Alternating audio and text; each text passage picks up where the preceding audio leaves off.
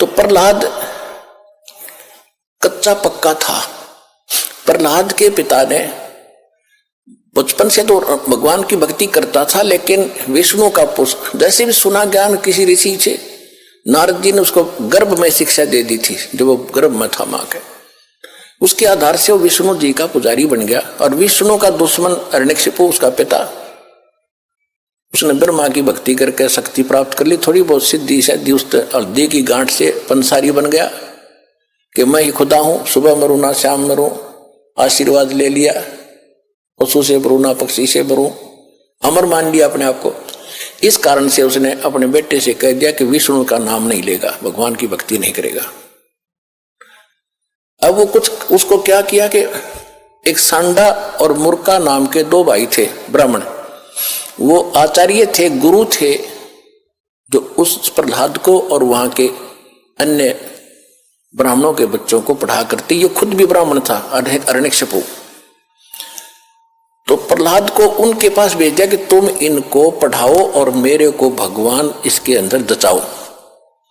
तो उस समय प्रहलाद कच्चा पक्का सा हो रहा था कि भी हो सकता, ये भी हो सकता। रोज देखो एक झूठ ने 100 बार सुन ले तो वह सच्ची सी बन जाती है।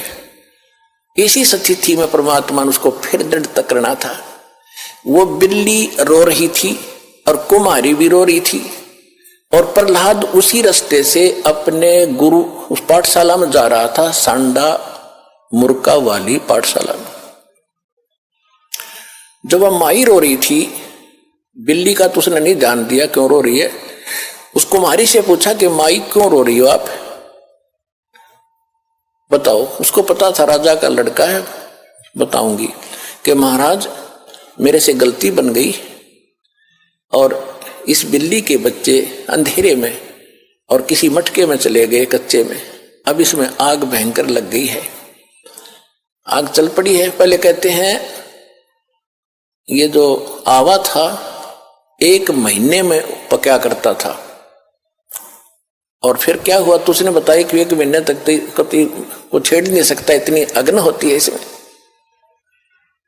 तो माई ने उस प्रहलाद ने पूछा फिर आप कैसे रक्षा करोगे, कि भगवान करेगा, अब मनुष्य नहीं कर सकता, अब जीव नहीं रक्षा कर सकता, अब तो राजा भी नहीं कर सकता। राजा मान ले सैनिकों को बुलाकर मटके तो बुझा सके, मटके निकाल सके, लेकिन वो तो मर लेंगे, इतने एक का जल में मर जाएंगे वो बेचारे, तो भगवान ही बचा सकता है।